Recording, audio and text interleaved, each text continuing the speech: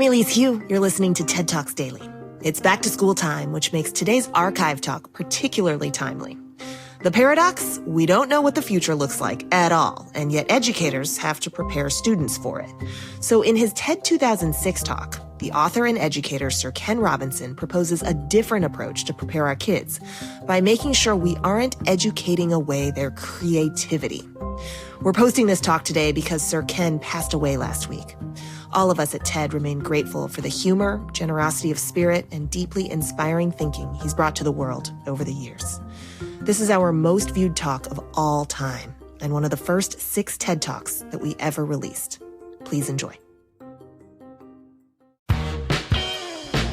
Hey, it's Adam Grant. Welcome to Taken for Granted, my podcast with the TED Audio Collective.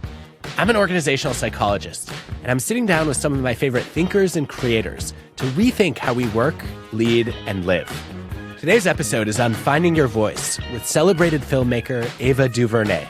My favorite parts of directing are when there's a problem and everyone gets in a room and tries to figure it out or fix it. This is happening now. It's tomorrow. We have 1,000 extras. It was not supposed to be raining. Now it is. This is our only day to get this shot in this location. We have no way to cover them. There's a stunt that cannot be done in the rain. Like, all the problems, you lay them out. And you're like, okay, let's pick it apart piece by piece. And it's tomorrow. Find and follow Taken for Granted wherever you're listening. I have an interest in education. Actually, what I find is everybody has an interest in education. Don't you? I find this very interesting. If you're at a dinner party and you say you work in education, actually, you're not often at dinner parties, frankly. If you work in education, you're not asked, and you're never asked back, curiously. That's I think it strikes me. But if you are, and you say to somebody, they say, what do you do? And you say, you work in education, you can see the blood run from their face. They think, oh my God, why me? It's my one night out all week. But if you ask people about their education, they pin you to the wall. Because it's one of those things that goes deep with people. Am I right? Like religion and money and other things. So I have a big interest in education, and I think we all do. We have a huge vested interest in it, partly because it's education that's meant to take us into this future that we can't grasp. If you think of it, children starting school this year will be retiring in 2065. Nobody has a clue what the world will look like in 5 years' time, and yet we're meant to be educating them for it. So the unpredictability, I think, is extraordinary. And the third part of this is that we've all agreed, nonetheless, on the really extraordinary capacities that children have, their capacities for innovation. So I want to talk about education, and I want to talk about creativity. My contention is that creativity now is as important in education as literacy, and we should treat it with the same status. Thank you.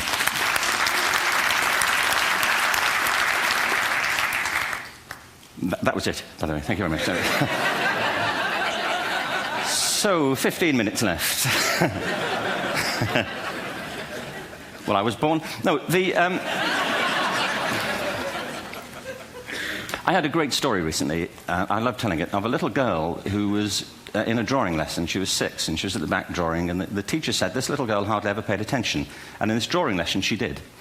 And the teacher was fascinated. She went over to her and she said, "What are you drawing?" And the girl said, "I'm drawing a picture of God." And the teacher said, "But nobody knows what God looks like."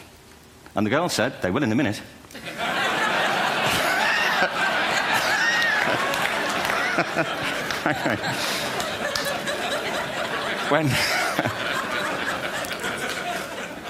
When my son was 4 in England, actually he was 4 everywhere, to be honest. I mean,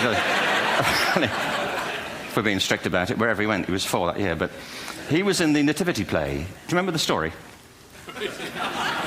No, it's big. It's a big story. Mel Gibson did the sequel. You may have seen it. I don't know. It was Nativity 2.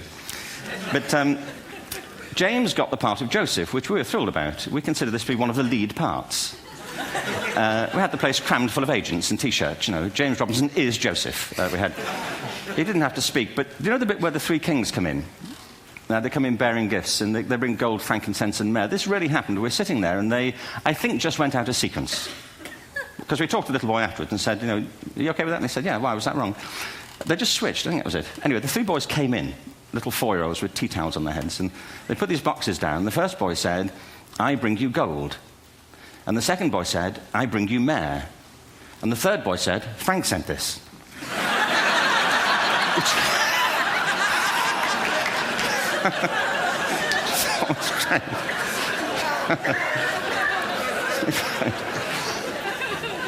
What these things have in common, you see, is that kids will take a chance. You know, if they don't know, they'll have a go. Am I right? They're not frightened of being wrong. Now, I don't mean to say that being wrong is the same thing as being creative. What we do know is, if you're not prepared to be wrong, you'll never come up with anything original. If you're not prepared to be wrong. And by the time they get to be adults, most kids have lost that capacity. They have become frightened of being wrong. And we run our companies this, by the way. We stigmatize mistakes. And we're now running national education systems where mistakes are the worst thing you can make. And the result is that we are educating people out of their creative capacities. Picasso once said this. He said that all children are born artists. The problem is to remain an artist as we grow up. I believe this passionately, that we don't grow into creativity, we grow out of it. Or rather, we get educated out of it. So why is this? I lived in Stratford-on-Avon until about 5 years ago. In fact, we moved from Stratford to Los Angeles. So you can imagine what a seamless transition, you know, this was from LA. Actually, we lived in a place called Snitterfield, just outside Stratford, which is where Shakespeare's father was born. Are you struck by a new thought? I was. You don't think of Shakespeare having a father, do you? Do you? Because you don't think of Shakespeare being a child. Do you? Shakespeare being 7. I never thought of it. I mean, he was 7 at some point. He was in somebody's English class, wasn't he? Really?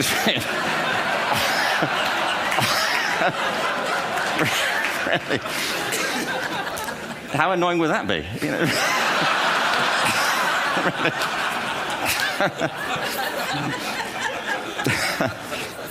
Must try harder.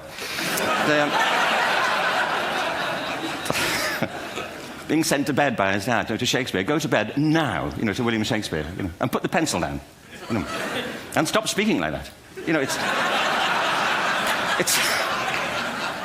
it's confusing everybody.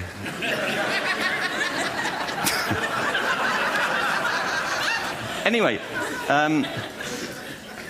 we moved from Stratford to Los Angeles, and I just want to say a word about the transition. Actually, my son didn't want to come. I've got 2 kids. He's 21 now, and my daughter's 16. He didn't want to come to Los Angeles. He loved it, but he had a girlfriend in England. This was the love of his life, Sarah. He'd known her for a month.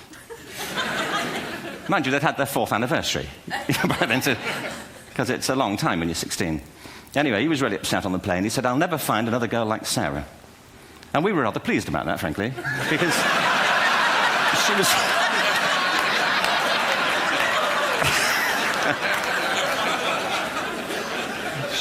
she was the main reason we were leaving the country.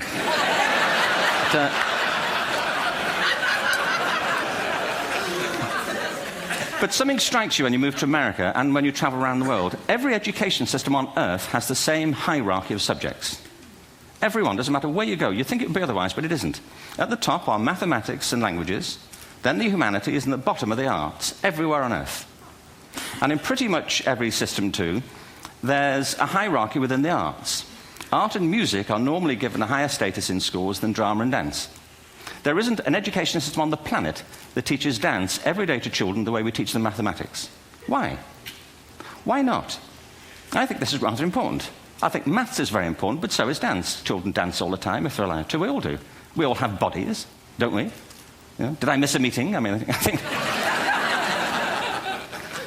Truthfully, what happens is, as children grow up, we start to educate them progressively from the waist up. And then we focus on their heads, and slightly to one side. If you were to visit education as an alien and say, what's it for, public education, I think you'd have to conclude, if you look at the output, you know, who really succeeds by this? Who does everything they should? Who gets all the brownie points? You know, who are the winners?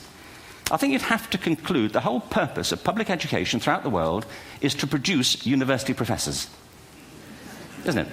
They're the people who come out the top. And I used to be one. So there. You know. And I like university professors, but, you know, we shouldn't hold them up as the high watermark of all human achievement. They're just a form of life. You know, another form of life. But they're rather curious, and I say this out of affection for them. There's something curious about professors. In my experience, not all of them, but typically, they live in their heads. They live up there, and slightly to one side. They're disembodied, you know, in a kind of literal way. You know, they look upon their body as a form of transport for their heads. You know, don't they? It's a way of getting their head to meetings.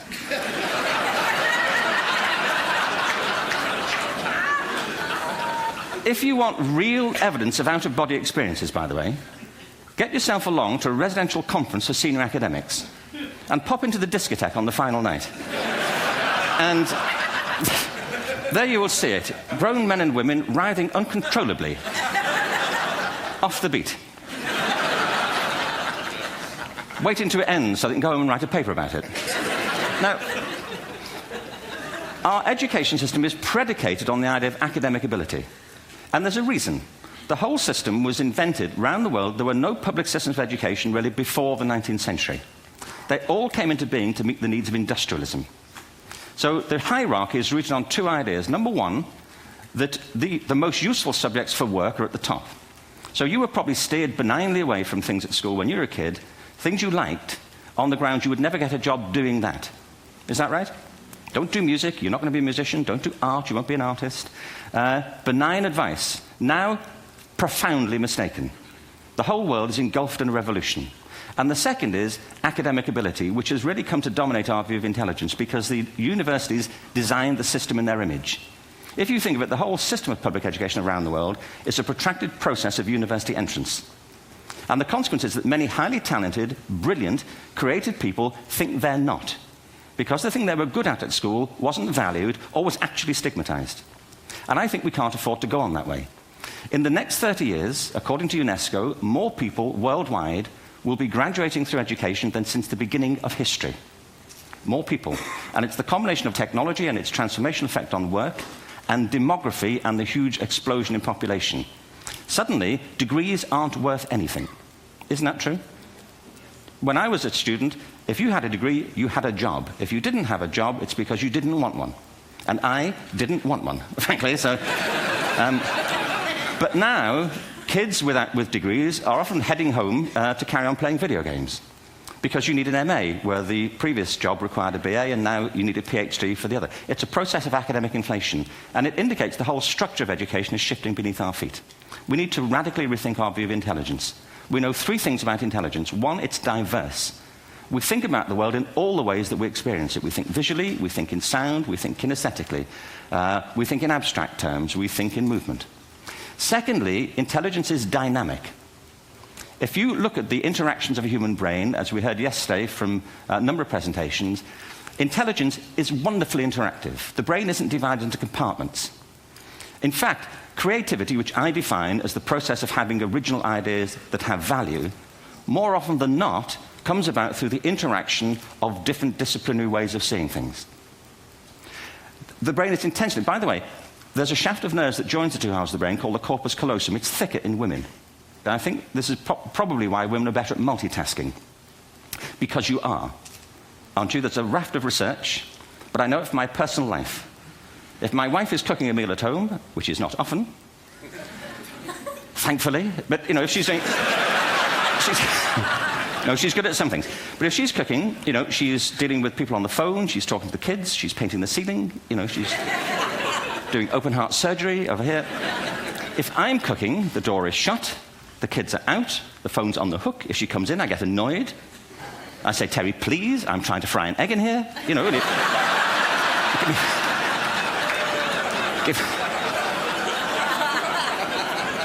Give me a break. Actually, there was, do you know that old philosophical thing? If a tree falls in a forest and nobody hears it, did it happen? Remember that old chestnut? I saw a great T-shirt recently which said, if a man speaks his mind in a forest and no woman hears him, is he still wrong?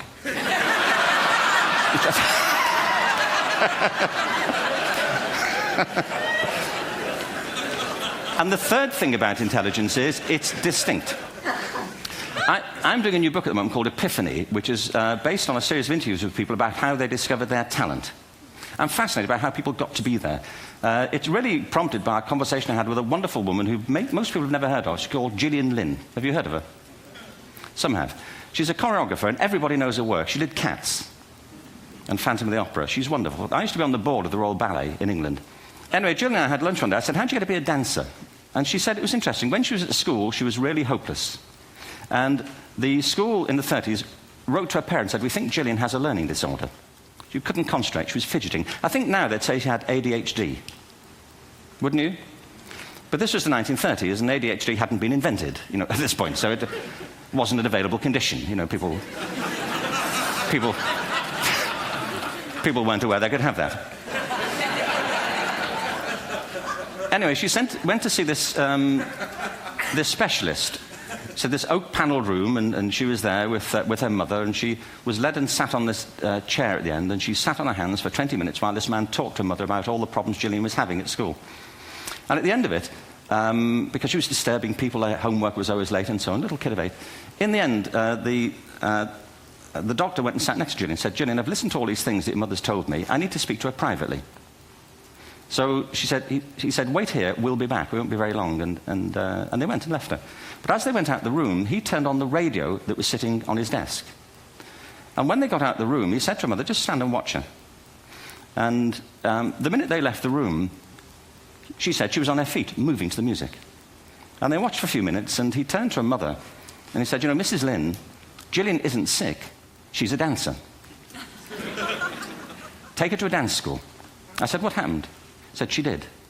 I can't tell you how wonderful it was. We walked in this room, and it was full of people like me. People who couldn't sit still. People who had to move to think. Who had to move to think. They did ballet, they did tap, they did jazz, they did modern, they did contemporary. She was eventually auditioned for the Royal Ballet School. She became a soloist. She had a wonderful career at the Royal Ballet. She eventually graduated from the Royal Ballet School, found her own company, the Gillian Dance Company, met Andrew Lloyd Webber. She's been responsible for some of the most successful musical theatre productions in history. She's given pleasure to millions, and she's a multi-millionaire. Somebody else might have put her on medication and told her to calm down. Now, I think...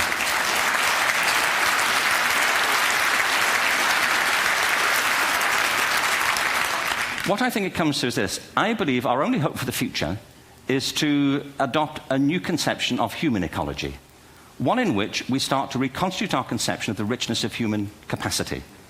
Our education system has mined our minds in the way that we've strip-mined the earth for a particular commodity. And for the future, it won't serve us. We have to rethink the fundamental principles on which we're educating our children. There was a wonderful quote by Jonas Salk, who said, if all the insects were to disappear from the earth, within 50 years, all life on earth would end. If all human beings disappeared from the earth, within 50 years, all forms of life would flourish. And he's right. What TED celebrates is the gift of the human imagination. We have to be careful now that we use this gift wisely, and the only way we'll do it is by seeing our creative capacities for the richness they are, and seeing our children for the hope that they are. And our task is to educate their whole being so they can face this future. By the way, we may not see this future, but they will. And our job is to help them make something of it. Thank you very much. Bravo. Here, here. PRX.